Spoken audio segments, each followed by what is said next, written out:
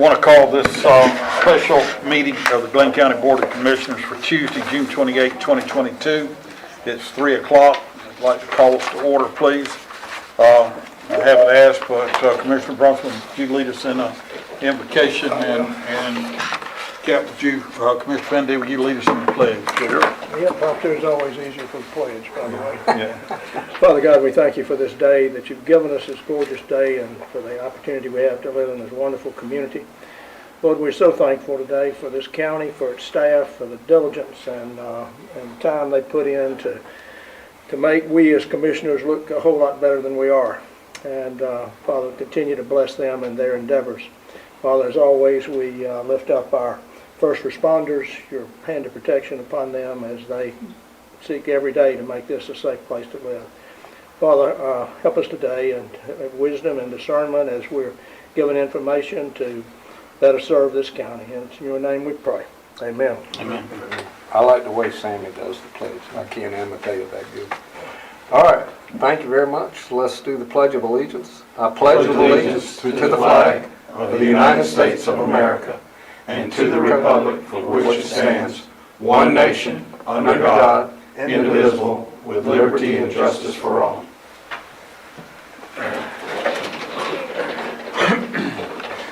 I believe that we have Chairman O'Quinn joining us via Teams. Mr. Chairman, are you on?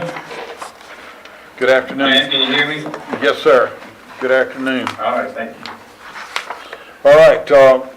I believe we have a proposed item to add to the agenda. Could I get a motion, please?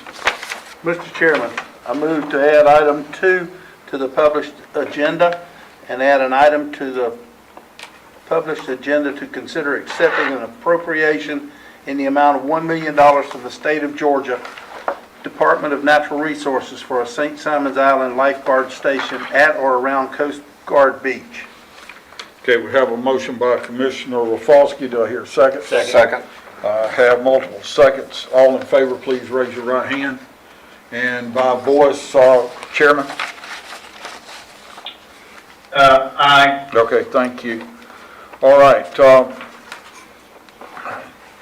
This item is for the appropriation of $1 million from the state of Georgia Department of Natural Resources for a St. Simons Island lifeguard station at or around the Coast Guard Beach Park. So we have that to add to the agenda today. And we did vote, right? Yes, we did. All right. All right, item number 1 today is to discuss the proposed 2022 SPLOST list and our next steps, and County Manager Bill Fallon.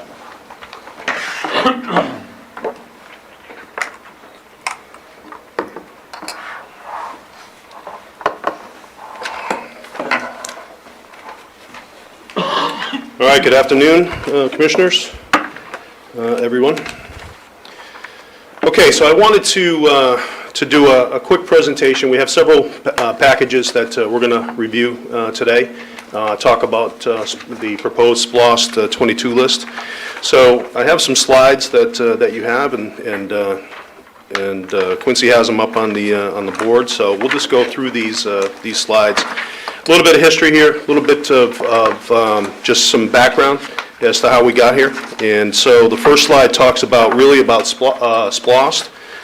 In 1985, the Georgia legislature gave counties the option to implement a 1-cent special purpose local option sales tax, known as SPLOST.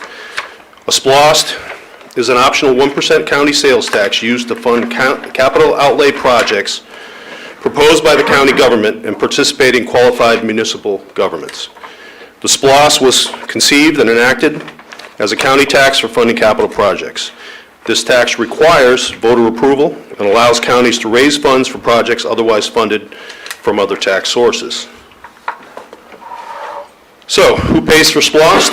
Everyone who makes a purchase within Glynn County will have a 1-cent sales tax on their purchase. Approximately, estimated, 44% will be received from non-residents who travel to our area annually, and I'll talk about that in the coming slides. So why a SPLOST? SPLOST funds are invested in projects that have long-term benefits and use for citizens of Glynn County. Residents have input on the list of the projects through town hall meetings, public hearings with the county commission. SPLOST funding also helps keep property taxes lower for citizens by allowing tourists, renters, non-residents to contribute through a 1-cent sales tax. So a little bit just on some of the previous ones, and I'm not going to go through all of these, but we had SPLOST 4, which was 2002 to 2007 for a total of $89.3 million. And you can see on the slide some of the projects that were funded from SPLOST 4. SPLOST 5, back in 2007 to 2011, came in at $96.8 million. It was a period of 5 years. And as you can see on here, there's some additional projects that were funded from SPLOST 5. SPLOST 16 was 4 years, from 2017 to 2020, and came in at $81.4 million. In addition to the projects that are listed here, I do want to point out that there's still currently 4 projects that are not completed from the SPLOST 2016 list. 3 of those projects went out to bid in just this past May 31st.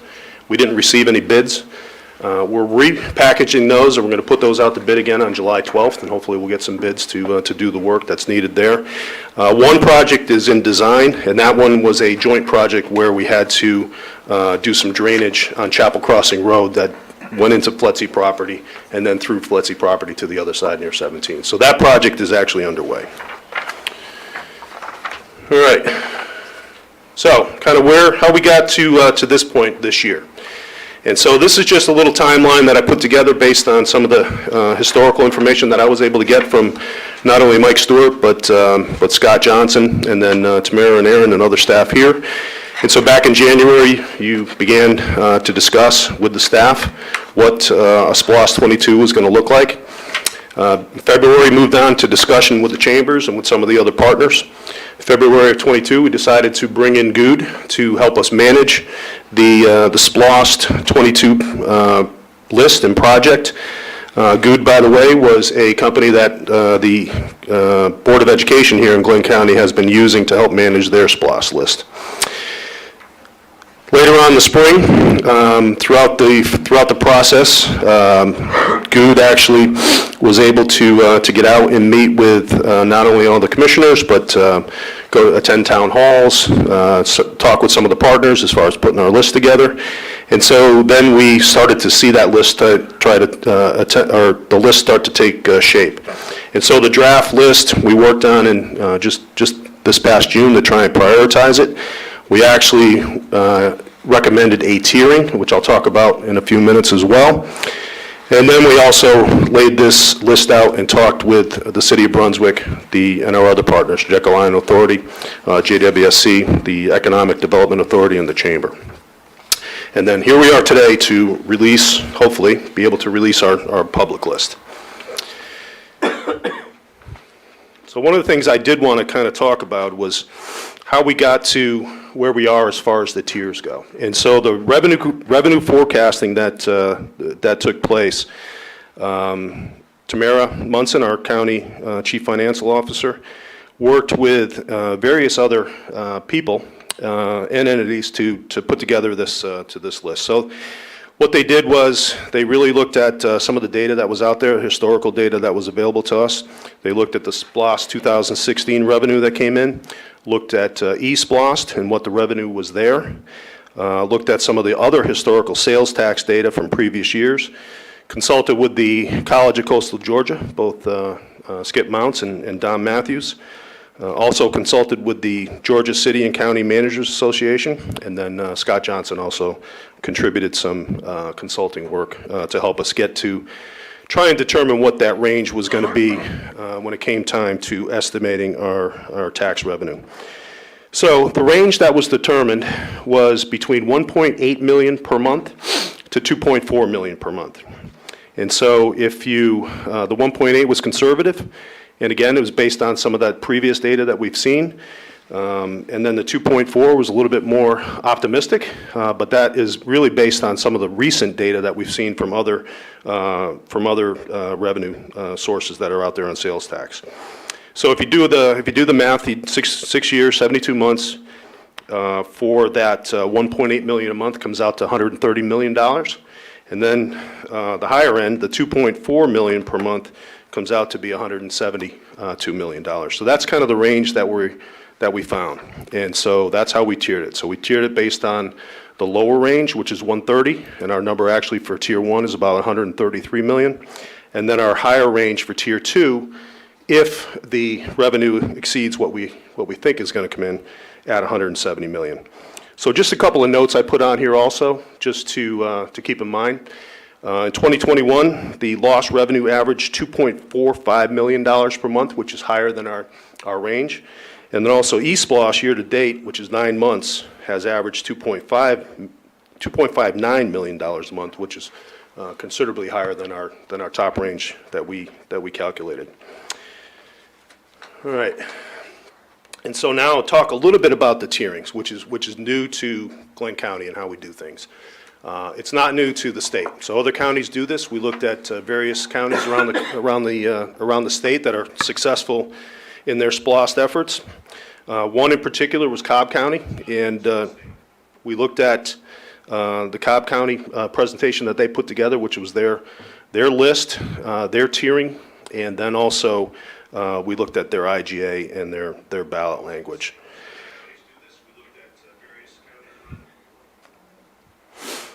All right, so again, the Tier 1 is going to be based on that conservative estimate, and it's going to be at that 133 million, and we'll get to the list here in a second.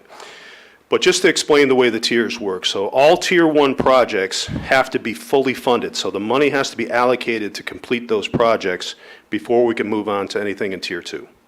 All right? So Tier 2 will only come into play if we exceed our expectations with that $1.8 million a month over those 6 years to get us over that $133 million that we have in Tier 1.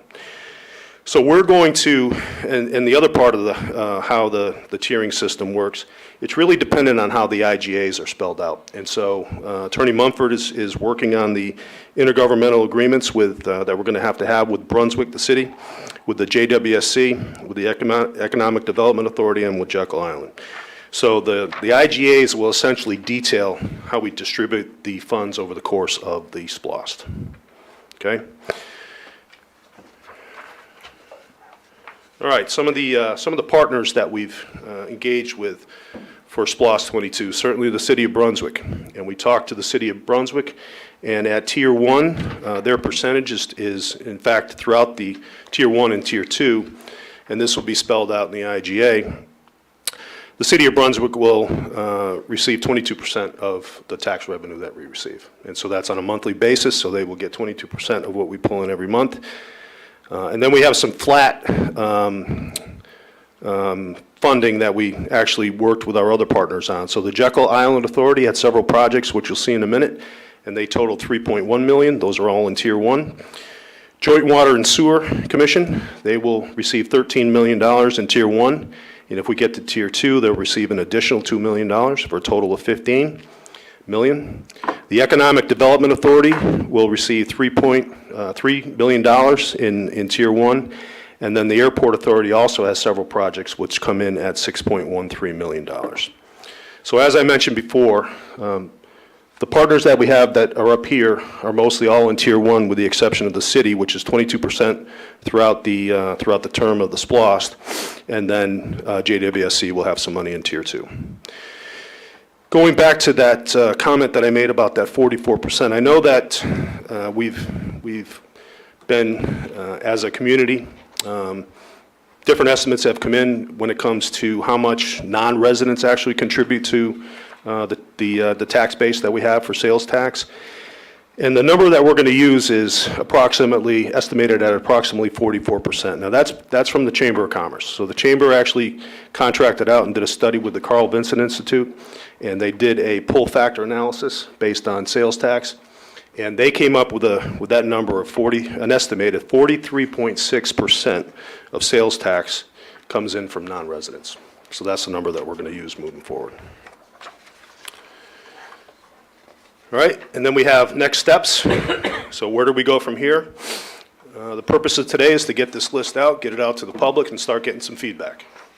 And so we want to hear from the public, and how we're going to do that is from public engagement through town halls. also from the commissioners and their efforts and their listening tours around the county. But then also some presentations to some of the organizations that are out there. We just met with the media, so the media actually has a copy of this presentation, so they'll have it for tomorrow. And then we hired our communications director, Katie Blassen, who's going to run our education project. So part of that education project is going to be a continuous rollout of materials. And so there's a website that has been created. We also created a email address so that anybody can send us an email with questions, concerns, any feedback they have, and that'll actually be available on the website, I believe, tonight, or if not, tomorrow morning. And then next steps are going to be on Attorney Mumford to work to create those IGAs that we're going to need to have with those other partners, and then also create the ballot language, with the hopes that we will get feedback and finalize our list for the July 21st Board of Commissioners meeting. So that's our goal. So we have between now and then to finalize this list, and we're going to, as I mentioned, try and get as much feedback as we can. A couple of comments in closing. I just wanted to mention, Glynn County is one of only 4 counties out of 159 without a SPLOST. It will allow us to address a number of needed infrastructure issues in the county with and through our intergovernmental agreements and with our partners. And as I mentioned earlier, the Chamber study shows that estimated sales tax dollars come out to 44% of non-residents that contribute. One of the things I also wanted to mention is that when we put this list together, we looked at it from a needs point of view. So it's a needs perspective. So what you're going to see on this list as we go through it are things that the county needs. There's not any wants, there's not any nice to haves on this list. In my opinion, these are all needs that the county needs to have moving forward. So we've been working hard on this list, and we're going to continue to do so. All of you, the Board of Commission, and others want to make sure that the projects that we have identified here are needed, and those have been pointed out to us, by our constituents. They've been pointed out to us by feedback that we've received, and staff has weighed in on this as well based on what they have seen throughout the county as far as needs go. The Board of Commissioners took a great deal of time and effort to make sure that as many voices as possible could be heard. We're working hard to make sure this list is as comprehensive as possible and does the most good for the most people in Glynn County, which includes our partners. And again, those are the City of Brunswick, Jekyll Island Authority, and others. I firmly believe that this list that we put together represents a one Glynn approach. So Commissioners, at this time, that's the end of my presentation, but I'd like to go on to the materials that we have, which spell out the categories for the projects, and then also the list of projects itself. So Quincy, if you could put the other PDF document up. There you go. And Commissioners, any questions for Mr. Fallon? Okay, keep moving. All right, so now we're going to talk about Tier 1. So again, we're going to focus on our Tier 1 projects, and that's going to get us to $133,500,000 approximately. And these projects are the ones that we're going to be on the ballot. And so we hope to get to $133 million to be able to cover these projects. We think we will. Once we get past funding for all of these projects, and we make sure that all the funds for these projects to be completed are complete and allocated, then we can move on to Tier 2 projects. So we did pay attention to what the Chamber survey had to say, and we tried to put these projects into different categories that were, again, needs of the county and what the citizens had told us that they wanted to see. So the first one is just really what we're doing with joint water and sewer. And so, as I mentioned before, they are going to, and they have projects listed, they're going to receive $13 million in Tier 1. And then we talk about economic and workforce development. And these aren't necessarily prioritized. These are all bucketed into categories that we know that the citizens want to see. And so when we're talking about economic and workforce development, we do talk about that $3 million that's going to go to the EDA. And then we also have other projects that are listed in the project sheet that are up on this screen now that are attached to this category. Next one is sidewalk, trails, improvement in maintenance. And what you're going to see on the list, the actual list that's next, is a breakout of all the projects that we identified on both the mainland and then the projects that we identified on St. Simon's Island.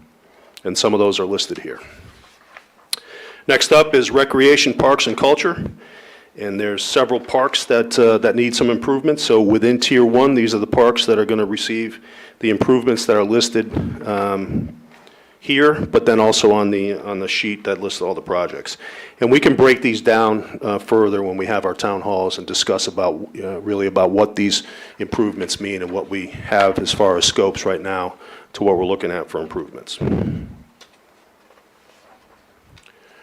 Next is general infrastructure. And so you can see some of the projects that are here. And one I'd like to point out here is that Public Works. So a lot of things that we need within Public Works just to get the job done, even though it's general infrastructure.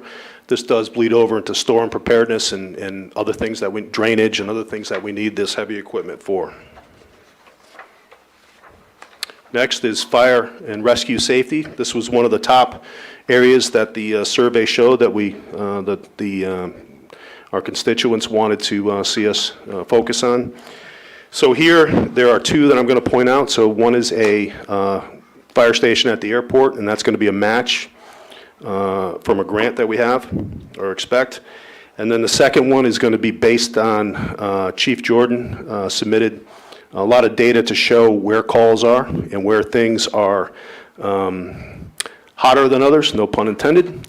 But there's areas of concentration, particularly in that mall area, that we need to expand our service to be able to meet some of those calls. Fire Station 1, which is out at the end of Community in 341, that station is going to remain, but a lot of the capability, or part of the capability from Fire Station 1 is going to move to this new fire station, and we'll still be able to service from the old fire station. We'll probably reduce the equipment in Fire Station 1, but we'll still have trucks, we'll still have ambulances, we'll still have that capability at the old fire station while we move and create this new fire station that's going to be more serviceable to our immediate need. All right. And then, let's see here, storm and critical incident preparedness. This is one of the bigger projects that we have. And so on the sheet, you're going to see a public safety multi-use facility. We want to make sure that we have, excuse me, did I skip one? Yeah, the road and traffic. Oh, road and traffic, sorry. Let me go back. Yeah, so road and traffic, certainly another priority that we have.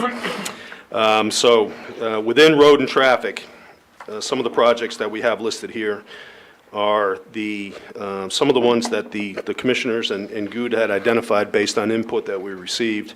So you can see some of these projects that are here: Glencoe Parkway, Demery Road, Canal Road, Perry Lane, extension of Mackenzie at 341. These are all traffic issues that we have throughout the county that we need to address, and we think that we can address these through SPLOST projects or design projects moving forward.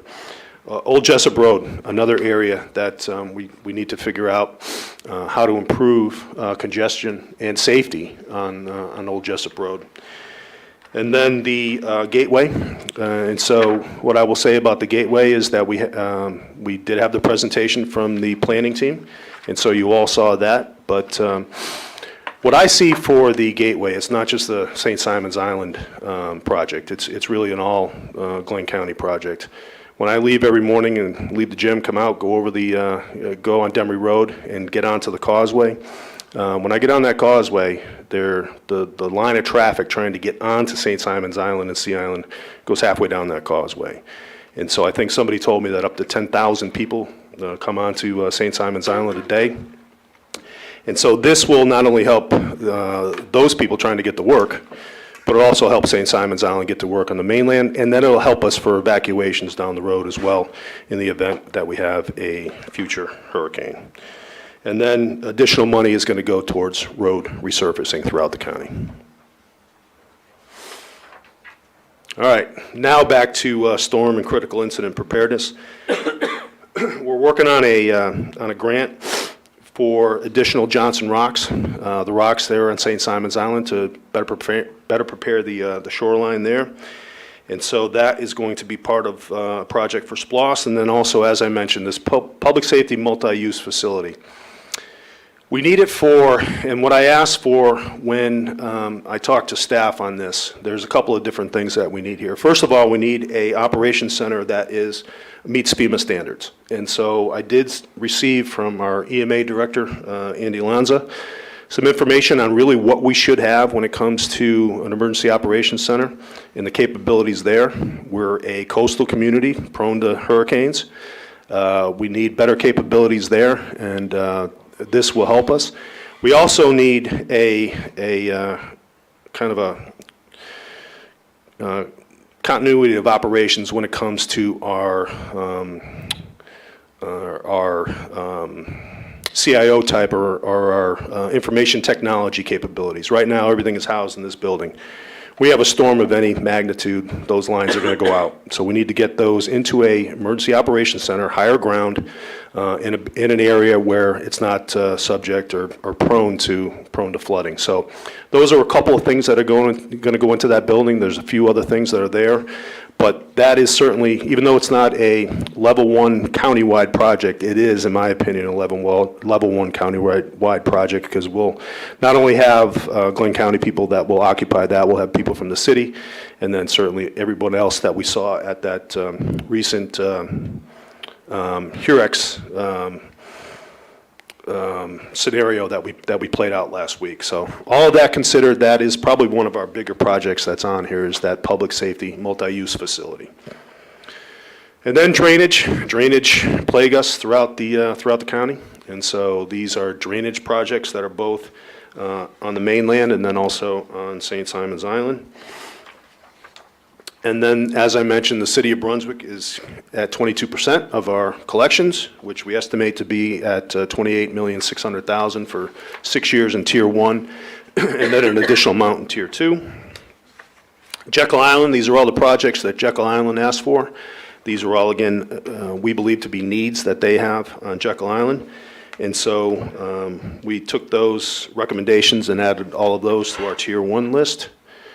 And then we start to talk about Tier 2. So again, Tier 2 is once we get everything funded from Tier 1, so once all of those projects are fully funded and we know that we can execute on those, then we can get into the Tier 2 projects. So again, we looked at money going to JWSC and to the amount of $2 million. And again, and this is if we get to $170 million. And then sidewalks, additional sidewalks, both on the mainland and St. Simon's Island. Additional recreation, so additional park improvements and playground replacements throughout the county.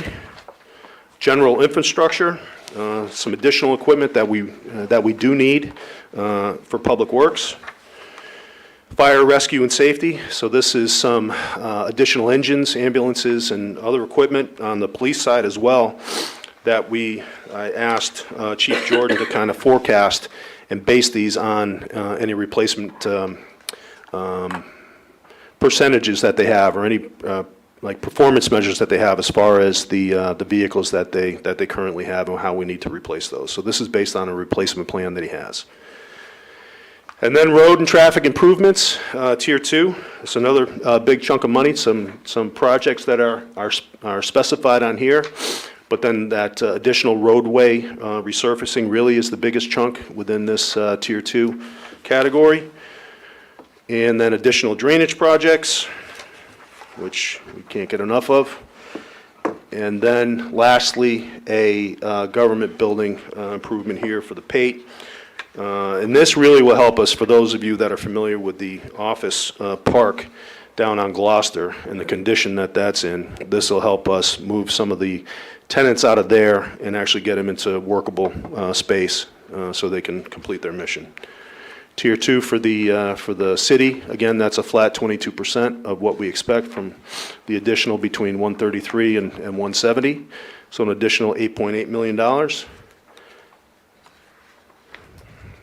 And I believe that's the last slide there. So, gentlemen, anyone else, any questions on this part of the presentation, these middle slides that were where we categorized all of the projects?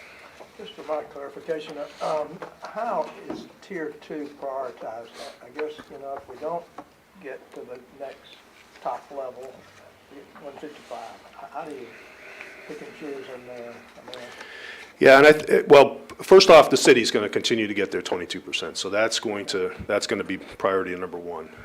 And then I think what we had discussed as far as prioritizing Tier 2 are going to be the commission needs at that time, the community needs at that time. That's why we kept these a little bit more general, and so we know we're going to need additional drainage projects, additional road projects, additional public safety items that we have to address.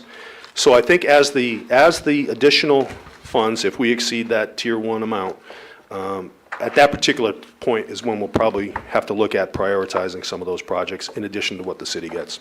So that's going to be on us to prioritize. But again, it's going to be within these categories, so it's not going to be something new that we're going to add. So these are the projects within Tier 2 that we want to get funded and want to get to be able to execute. And so it'll be something within Tier 2 that we work on. All right. Any other questions? All right, Quincy, if you could, the last slide. Could you go to Tier 1, please? And the tab down the bottom. All right, so these are, again, this is something that we put together based on the projects that we were presented with from GOOD and from the input from the commissioners and others. And as you can see here, it's a little bit more specific as to where the money is going to go and a little bit more specific on the scope of some of these projects. But this is the list for Tier 1. So I'll give you time to take a look through that. I'm not going to go through each one. We've talked about most of these already. But they are bucketed in that earlier presentation that I have. So again, the one thing I will point out is that category. So within that category, those are those critical elements or those critical needs that the survey helped us determine, but also what we know our county needs throughout both the mainland and the islands.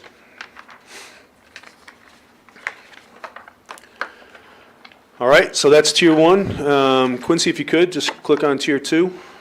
And so as you can see in Tier 2, there's really only two projects that I see here that are specific, and those are the Walker Chapel Crossing Road improvement, and then also the Sea Island Road traffic flow improvement. Those are specific, but the other ones that are on here are fit back in those categories that we had in Tier 1, and those are going to be projects that we need regardless of how we get there.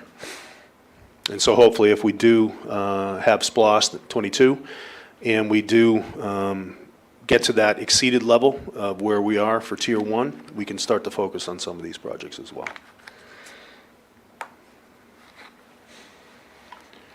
Gentlemen, any questions, any discussion? good work.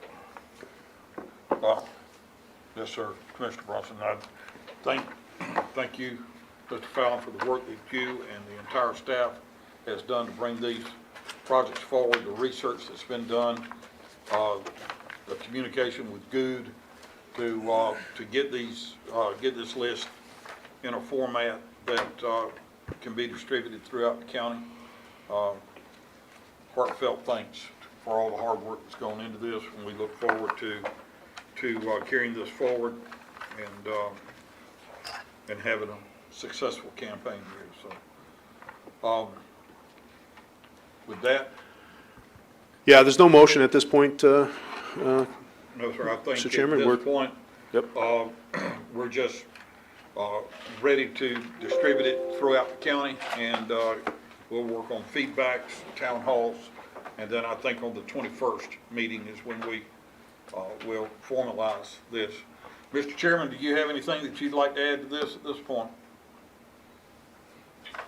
No, sir, I think we're talking about maybe having a town hall at the library on the 13th of July. All the details will be worked out. I do encourage people that we do have the web address if you have questions or comments concerning the list to go there to send those in also. And we'll work on getting information out, but we have a website now. that they'll be able to submit questions, emails, that they can submit questions to, make comments on, and then we'll have the town hall to discuss this in an open forum. Anything else on item number 1? If not, we'll move on to item number 2, consider accepting an appropriation in the amount of $1 million from the state of Georgia Department of Natural Resources for our St. Simons Island Lifeguard Station at or around the Coast Guard Beach Park. And Mr. Chairman, I think you wanted to make comment on this? Yes, sir. This appropriations of the $1 million came to us through the state of Georgia. Started back with some discussions in the fall with the CBB and Historical Society, and our encouragement to them to look for other ways to find funding for some or part or all of the Coast Guard Park plan. We knew that they had met and talked with the state delegation, that there had been a request for an appropriation for the life-saving tower component of the master plan. We didn't hear much about it until last Thursday, which the county was notified that $1 million had been appropriated, and did we or did we not want to accept it? I talked to each of you guys and met with some of you, and I think the consensus has been pretty good that we need to go ahead and accept the money and put it towards the life-saving tower. One of the other things that came out of the discussions that started some in the last fall and earlier in the year was our encouragement to the CBB to become more active in their participation of funding the Coast Guard Park and some of the improvements there. I think last Thursday at their most recent meeting, they approved their upcoming budget in which they have set aside 10% of their total budget to go towards funding of capital projects that enhance tourism experience as well, but and also enhance experience of our citizens. And if you think about the Coast Guard Beach, you know, we have thousands of citizens who go there throughout the year, who enjoy the beach, as well as tens of thousands of tourists who go there. And regardless of where people are on the total master plan, I would say in my discussions with most people, the life-saving component has always been universally accepted. As a county government, that's what we're tasked to do. We are tasked to provide public safety. And we know that is those beaches with the folks that come, the currents that come and go, the number of rescues that are made year in and year out, any way to enhance the ability to provide a safe experience for all citizens and all tourists is something we are very interested in doing.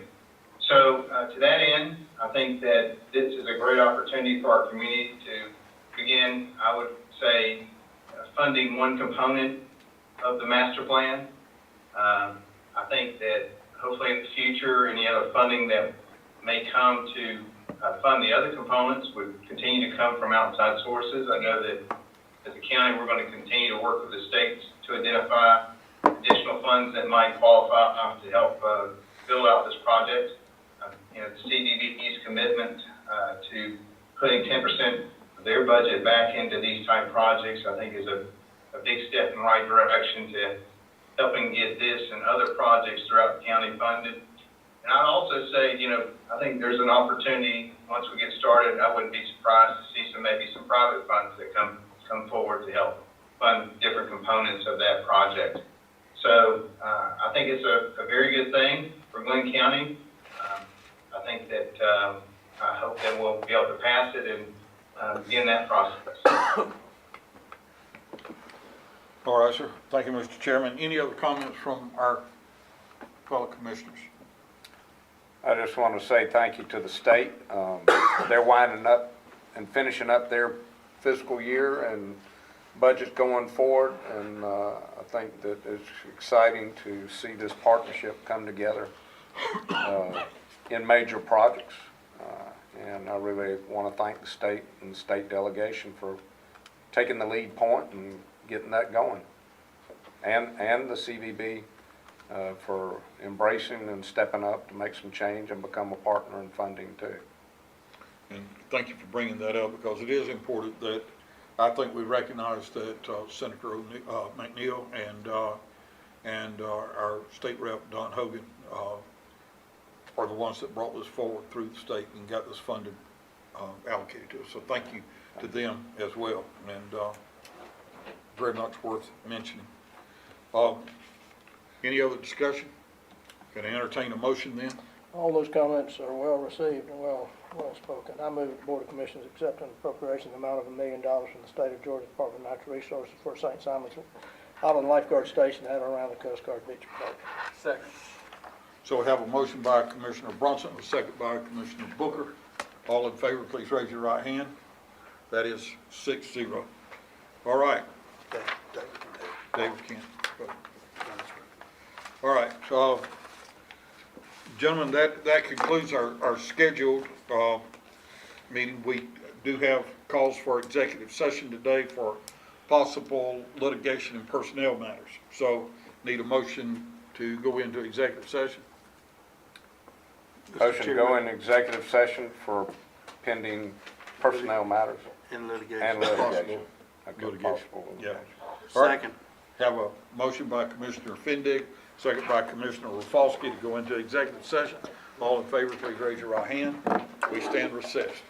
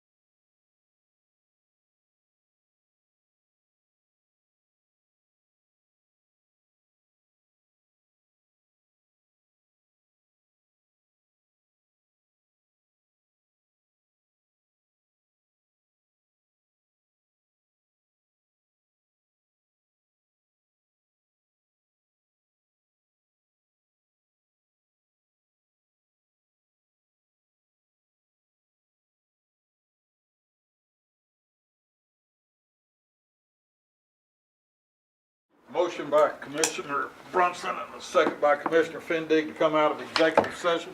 All in favor, please raise your right hand. That's 6-0. Any other business to come before this commission today? Hearing none, I entertain a motion to adjourn. Motion to adjourn? Got a motion by Commissioner Rafalski, second by Commissioner Rafalski to adjourn. Commissioner Booker to adjourn. All in favor, please raise your right hand. We stand adjourned.